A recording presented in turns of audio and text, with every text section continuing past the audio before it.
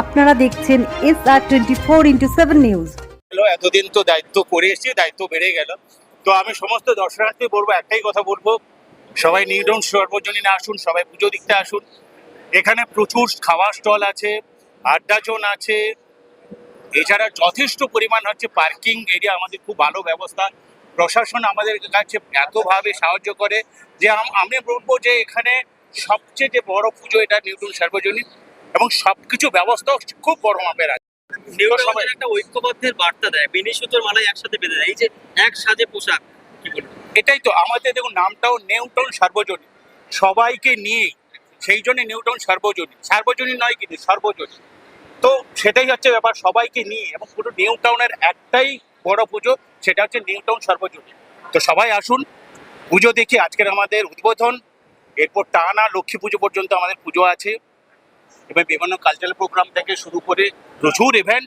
সবাইকে বলুন, সবাই আসুন, এনজয় করুন, পুজো দেখুন। দুর্গাপুজো নিউটাউন সর্বজনীন আগামীকাল দিনে পশ্চিমবঙ্গের সেরা পুজো। একটা স্বপ্ন দেখছি, একটা দিন আসবে যেদিকে লোকের সিউবি পাসেস হবে এই সর্বজনীন পুজোর পাস। অলরেডি বিধানসভার স্টাফরা বলছে, স্যার নিউটাউন সর্বজনীনের পাস চাই। এই জায়গাটা গেছে আগামী দিন এই পাস করার জন্য বিশেষভাবে অসাধারণ প্যান্ডেল, অসাধারণ বিষয়। এটা পুজো করতে গেলে যে ব্যাপারগুলো লাগে সবটা স্যার নিউটাউন সর্বজনীন আছে। সবটা নিয়ে আগামী দিনে পশ্চিমবঙ্গের সেরা পুজোর মধ্যে একটু থাকবে নিউটাউন। এই পুজোর মূল বৈশিষ্ট্য নারী শক্তিরা, তো নারীর পুজো। মহিলারা ঢাকি, মহিলা ব্রাহ্মণ, মহিলা কীভাবে দেখছেন মহিলাদের স্বনির্ভরতা? আমাদের মুখ্যমন্ত্রী মহিলাদের স্বনির্ভরতা বিশ্বাস করে, মহিলাদের স্বীকারে বিশ্বাস করে। তার সাথে সামনে রেখে তারা করেছেন ঢাকি মহিলা, পুরোহিত মহিলা। আমি আজকে ভ্রমণ করতে গেছিলাম, মহিলারা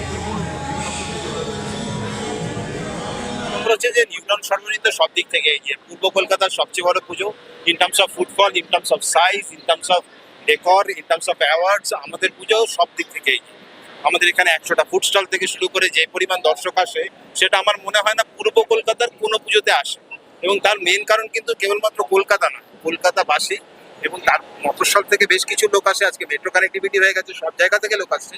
কিন্তু একটা কথা ভুলে গেলে হবে না, আজকে নিউটাউন কিন্তু ইস্টার্ন ইন্ডিয়ার gateway to the eastern India. So আমাদের একটা দায়িত্ব আছে যে এই পুজোটাকে গ্লোবালি নিয়ে যাওয়ার।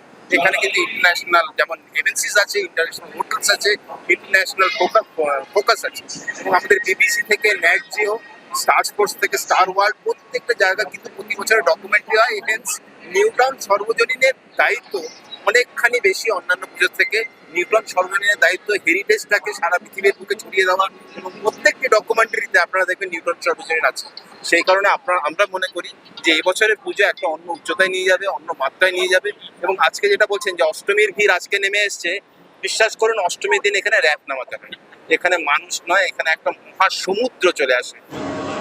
আমরা সবসময় বলে থাকি এটা অখণ্ড নিউটাউনের পুজো, মানে এটা কোনো ব্যক্তিকেন্দ্রিক পুজো নয়, এটা একটা পরিবার, নিউটাউন পরিবারের পুজো। তাই জন্য পরিবারে যখন মেয়ের আগমন ঘটে শ্বশুরবাড়ি থেকে প্রথম আসে, ঠিক পরিবেশটা যেরকম হয় আমাদের সবার মধ্যে